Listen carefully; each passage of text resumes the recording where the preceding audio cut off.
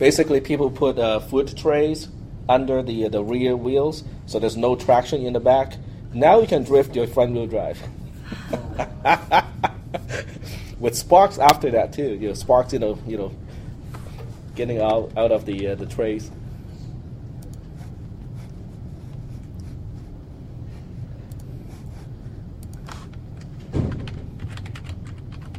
You don't see NASCAR drifting either.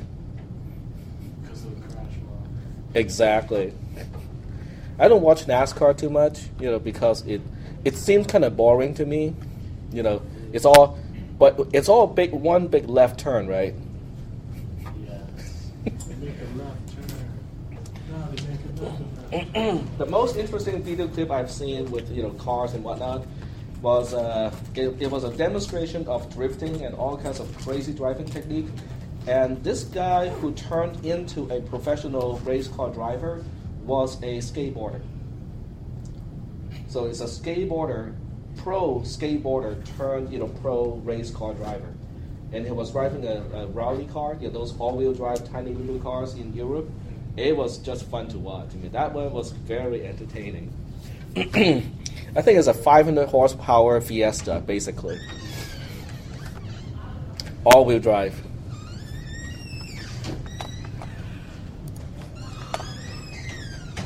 Okay, so let me close off the stuff that we don't need, because that's for the other class. You know what they included now is I think it's some kind of skateboarding in the Olympics now. Just wondering, did you put in the petition to? Oh, it's still in my bag. Okay. So I need to put it in. They can still put it in. Because a petition like that, I can do it even after the last drop date. Oh, okay. Yep. So don't worry about that part. I'm just making sure. Okay. As long as you do the homework and take the test, you will still be okay. Yep. What I was going to say was maybe at the time of being a great skateboarder, it wasn't a competitive sport. Now how it is now that they've included it as an Olympic sport.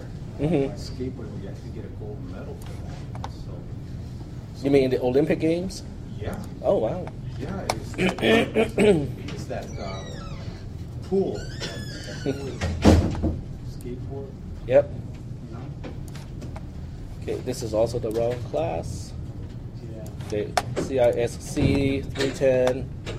Okay, I'm still in the process of writing out the outline of the project. I did add something, so when you are working on this project, you might want to keep this in mind, because I want you guys to explain what options you have considered, not just picking and explaining one single choice, but in your report, you have to give me, for each component, you have to give me 2 comparable choices.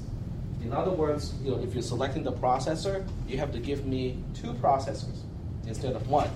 Then you have to explain to me why you picked the one that you have chosen over the alternative, over the other choice.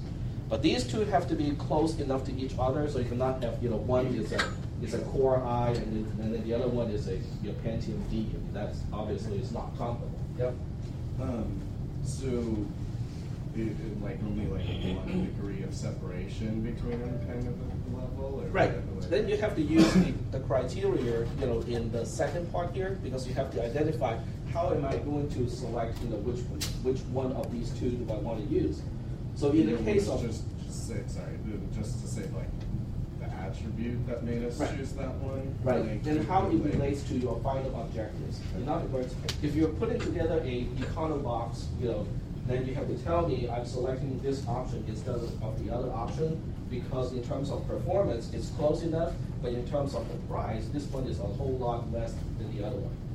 For gaming, you might want to explain the opposite way, and say that, for another $20, I get more, level 3 cash, and therefore the performance will be significantly better.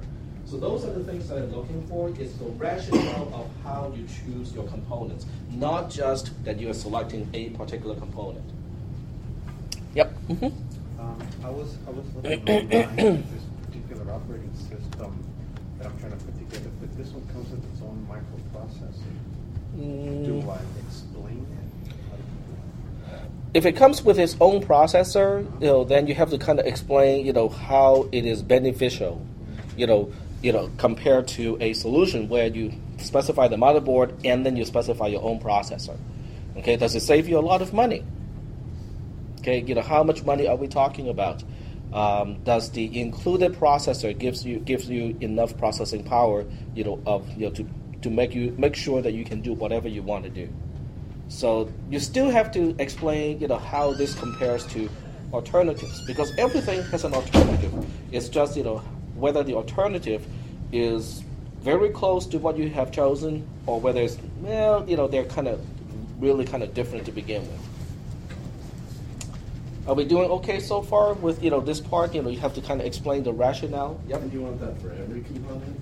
Yeah, with every component, like power supply, you have to do the same thing. You look at two, 450 watt power supplies, and then you say, okay, this one, is for this much money, it has connectors to all these components. This one, for this money, has connected to those components. Both are rated at, say, 450 watts continuously. So from that perspective, they are the same.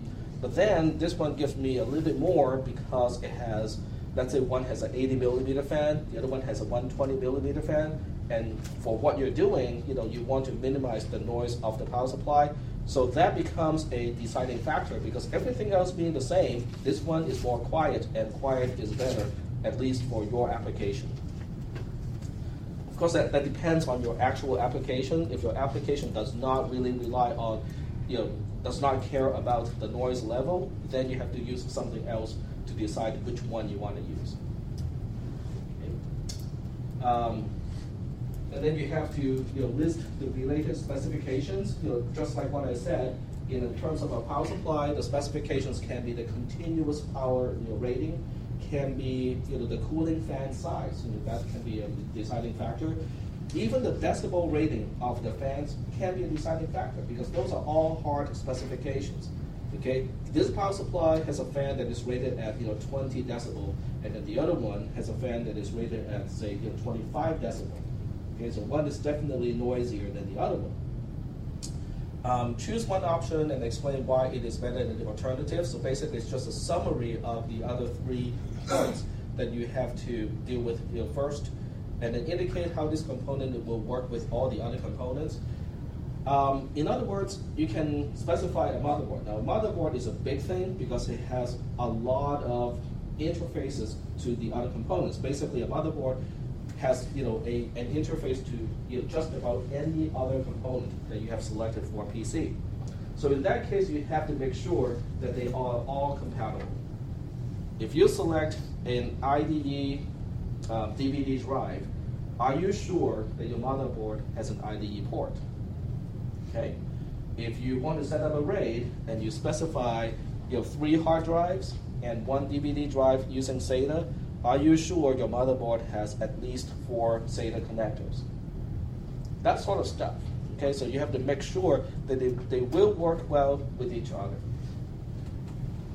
Yep. You use the brand like as a rationale, like these are 2 almost identical products, but I read the reviews for this particular brand and they have a better reputation. Does that? You can do that, but you have to somehow quantify it instead of just qualify and say that people claim this brand is better. You might want to quantify and say, okay, I have counted how many people out of this many have problems with this brand, and then out of this many this many people have complained about the other brand. So in terms of ratio, it seems like this brand has more problems than the other one. So you have to kind of quantify it a little bit to make it more quote-unquote scientific. Nothing is really scientific here because who knows who's posting at newegg.com, right? For all we know, maybe half of the posting are from the manufacturer itself, or people hired by the manufacturer to post really good posting about their products. But that's as close as we can get, given the limited amount of time that we have and limited resources that we have. Are there any questions about this additional part that you have to kind of include in your report? You don't have to use Word for the report. If Excel works better because it is you can lay everything out in a table format, you can use that too. Okay, so you don't have to use Microsoft Word for the report. If you feel that an Excel or table format is better, that's fine with me, not a problem. You just have to make sure that when it's printed out, it doesn't have to be printed. I will have you guys to upload a file instead. So as long as I can see all the points easily from the screen, it's okay. It doesn't have to print out. That means you can use kind of weird color combinations and whatnot, because I don't have to print it out. Is it okay to give you a hard copy If you want to give me a hard copy, that's fine. But the Moodle interface for this project will have an upload interface. It is better for me to have an electronic copy of your report than an actual physical copy, because I tend to lose physical copy of anything. Whereas if it is electronic, it's all kind of backed up on the server and all that stuff. So it's better to have it electronic. I prefer electronic. If that's not possible, then you can turn in a physical one. Yeah, because I turned in an assignment electronically and only half the information got transferred when I went back to check it. Well, this one is going to be a file upload, which means you can check whether the file that you have uploaded is complete, because you can download the file back and then take a look at it again. Okay. Well, I have not really assigned it yet, because I want to clean up everything and make it, so it's going to be due, after Thanksgiving, after the break. But you already know what you have to do. Yes, I'm already doing it. It's just that I don't have the really cleaned up version of the instructions. Yep. Is this list going to be posted? This is already on Moodle. This has been on Moodle since day one. Yep. Yep. When the Thanksgiving break? Sorry? 2 days. Is there 2 days in class schedule? Does it change for Thanksgiving? Thanksgiving for us, we take next Thursday off, and that's it. Thursday off? Yeah, we only take Thursday off. And her Thanksgiving break starts Thursday. Yep. It's Thursday, Friday. Yeah. Yeah. Well, the Thanksgiving break in this whole semester is actually brutal to my Friday only class, because the Friday only class is a 3-hour class. Exactly. We just missed the other Friday, and now we're gonna miss next Friday. So that class is missing like 2 weeks worth of meeting time, because each class that we missed in that class is the worth of an entire week's hours. So it's not like missing one class out of 2 classes per week. It's missing one class out of 1 class per week. Yeah, so that class is brutal. I mean, in terms of how much we have to compress the schedule. Monday, Wednesday classes are pretty much immune. Okay, so are there any other questions about the report? I think this is going to be an interesting thing for you guys to do.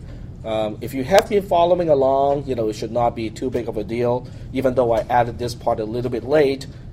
When you were doing the other parts, you must have evaluated options already, so you just have to bring the options back in and add this part to each piece. Okay, any other questions about this? No? Okay. If there are no questions, we'll continue and deal with Scratch. Has anyone installed Scratch and played with it yet? Okay, a few. Very good. How do you guys like it? I'm playing with it right now. It's interesting. It's slow if you put too many Sprites. or not sprites, but commands on a sprite. Yeah, it does get slow because They don't have a jump command, do they? But you can move it up. You could. You'd have to set position to a higher line and pick this. okay, so here's Scratch, and on this computer it's really fast. I was surprised at how fast it brings itself up, because Scratch is Java based, and anything that's Java based has one common attribute. It runs equally slow on